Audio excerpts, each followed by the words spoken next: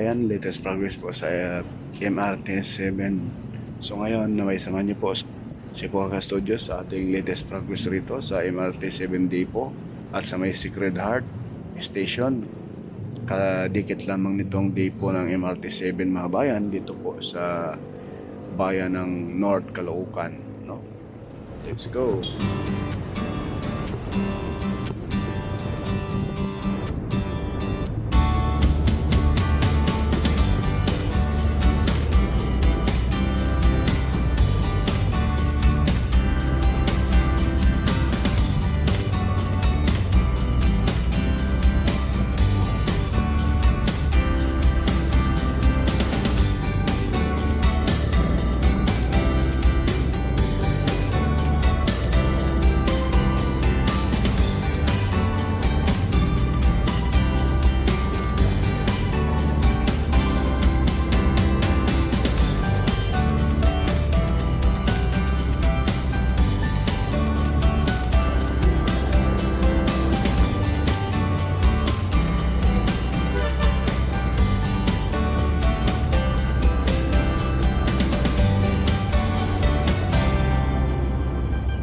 Dito sa portion na ito mga bayan, nung last update natin rito may mga bakal pa rito nakahampalang sa daan, pero ngayon ay sobrang linis na. May mga portion na rin pong sinemento na po, no? Ng SMC itong, ayan, yung kalsada. So itong gawing kanan, yan na po yung depot mga kabayan, at dyan na po nakatambak yung mga wagon. Ayan po, may mga ilang pang bakal sa gitna. At dito po mga bayan ang Sacred Heart Station. Ayan na po ang Sacred Heart Station. Kadikit lamang po dito sa MRT 7 Depot sa may North Caloocan. Ayan na po mga bayan, oh. Ito na po yung area na depot. Ayan na po yung bakal. Ito na po yung mga bakal dyan. Ayan na po yun. Diyan na po ito tayo yung Sacred Heart Station. Okay, like, share at subscribe na rin mga bayan sa ating YouTube channel, Kuha Studio. Maraming salamat po.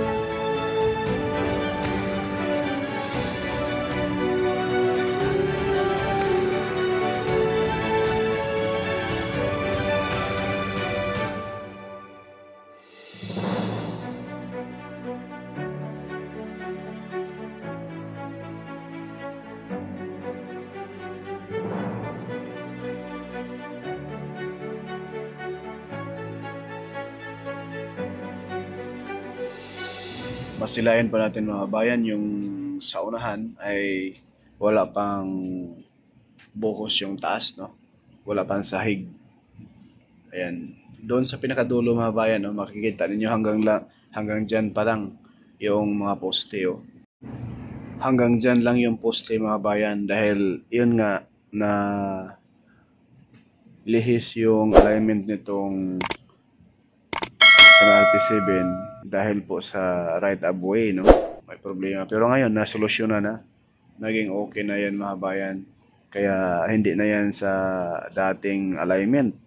So iba na yung alignment ngayon papunta doon sa pinaka pang 14 station. So makikita natin dyan mga bayan, ayan na po yung parte ng Bulacan sa pinakadulo. No? North Itagaray, Bulacan. Kasi itong area na to mga bayan, pag mga rush hour ay talaga namang bumper to bumper yung traffic hanggang ano na, Commonwealth. Malaking good news mga bayan dahil may partial operation ngayong taon or first quarter ng 2026, no?